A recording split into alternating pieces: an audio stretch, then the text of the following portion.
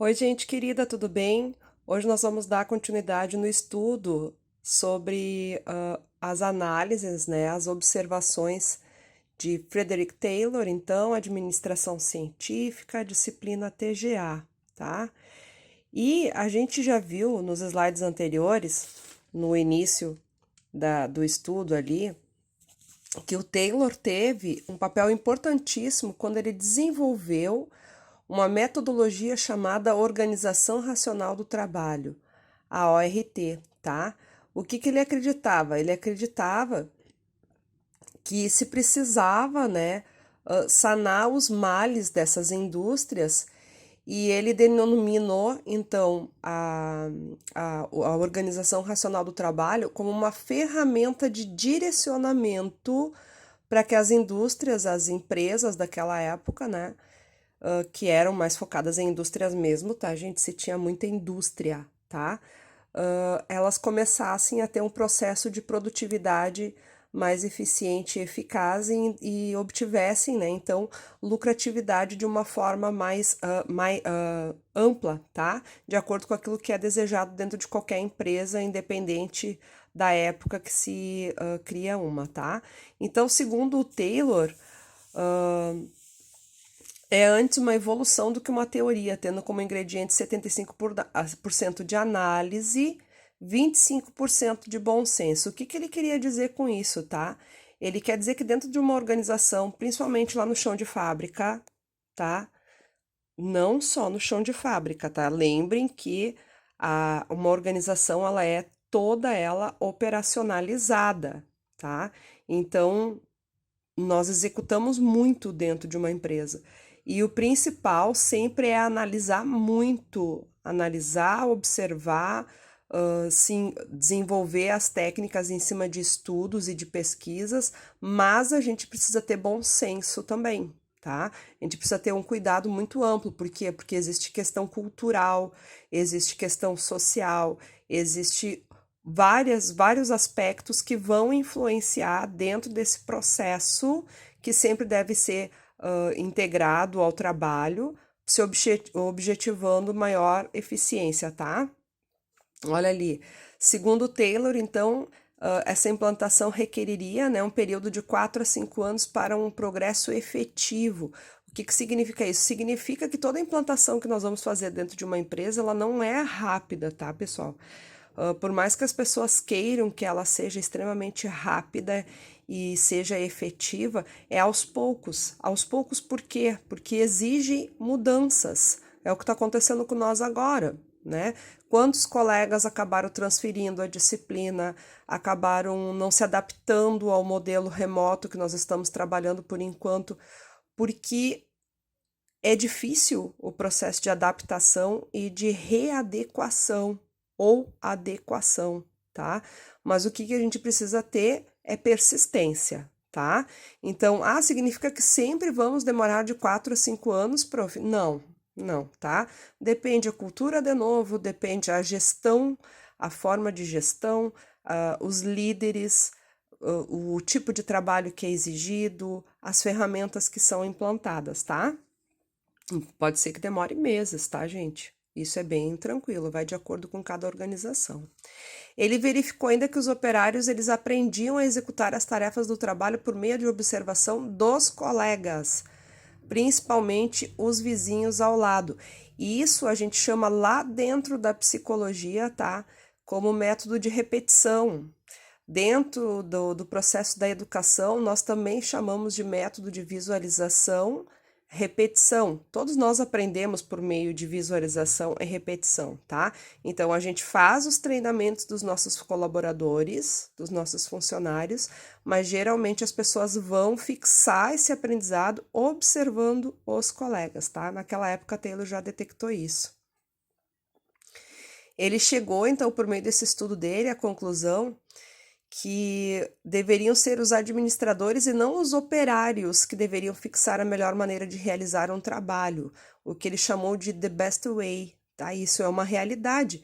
Ora, é o meu gestor que tem que dar as minhas diretrizes, né? A forma de como eu devo trabalhar. Hoje em dia, isso é né? É difícil, inclusive, de ver o operário dizer como vai fazer o trabalho, né? Executar o trabalho. É a empresa que dá as normas e que diz como deve ser feito, tá? Mas naquela época não, naquela época se via muito as pessoas serem contratadas e elas executarem como elas achavam que deveria ser. Aí se tinha problemas horríveis, né? Tremendos de qualidade, de avarias, de perda de material, enfim, uma série de problemas que foi por isso que começou a se ter o estudo da administração e Taylor veio com o trabalho dele, tá? Ela consiste nos seguintes aspectos: análise do trabalho, estudo de tempos e movimentos, tá? O que que ele fez com isso? Algo que eu já falei para vocês no outro vídeo, que é decompor cada tarefa, cada operação da tarefa em uma série ordenada de movimentos simples. Quanto mais simples os movimentos, mais rápido o colaborador aprende, mais rápido ele executa, né, a tarefa dele, mais rápido se coloca o produto no mercado, tá? Os movimentos inúteis eram eliminados, enquanto os movimentos úteis eram simplificados, racionalizados ou fundidos com outros movimentos, para proporcionalizar economia de tempo e esforço ao operário. Nada mais é do que a gente faz até hoje, né, galera? Quanto mais simples forem os movimentos, quanto mais rápido tu faz, né?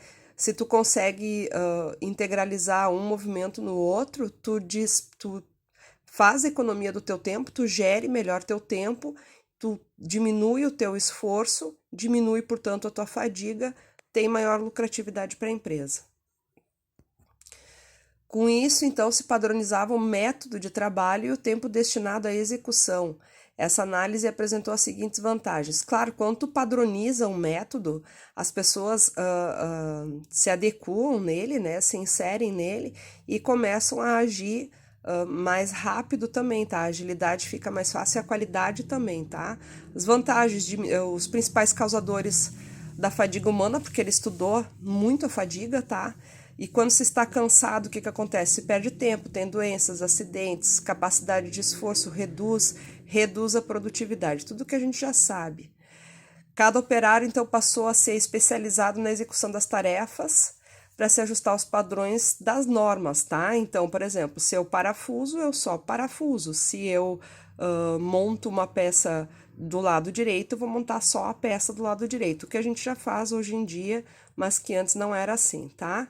Ele veio e colocou o desenho de cargos e tarefas, né?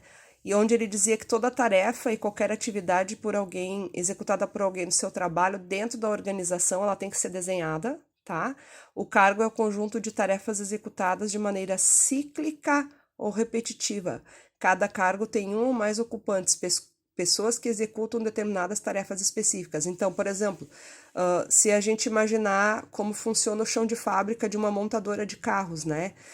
Vai se montando aos poucos a carcaça do automóvel, depois um coloca o pneu direito, o outro coloca o pneu esquerdo, o direito coloca o pneu dianteiro, o esquerdo coloca o pneu dianteiro, mais duas pessoas colocam os pneus traseiros, direito e esquerdo também. Quem é responsável pela porta vai colocar a porta, quem é responsável pela pintura vai fazer a pintura.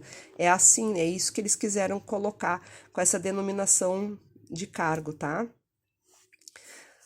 O ocupante pode aprender rapidamente os métodos prescritos, exige um mínimo de treinamento, permite um controle visual por parte do acompanhamento do supervisor, tá?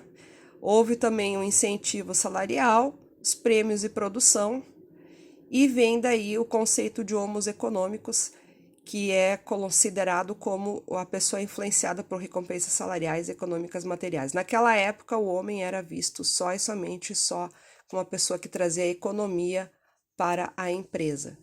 Veio as condições de trabalho, se adequou ferramentas, layout, melhoria do ambiente, o projeto, e a organização se preocupou com a padronização dos métodos, tá? Então, o estudo foi muito importante, porque houve as máquinas, surgiu os equipamentos e ferramentas, se eliminou desperdício, aumentou a eficiência e ele trouxe a supervisão funcional, onde cada um tem autoridade, dá suas ordens e ajuda no funcionamento da empresa, tá?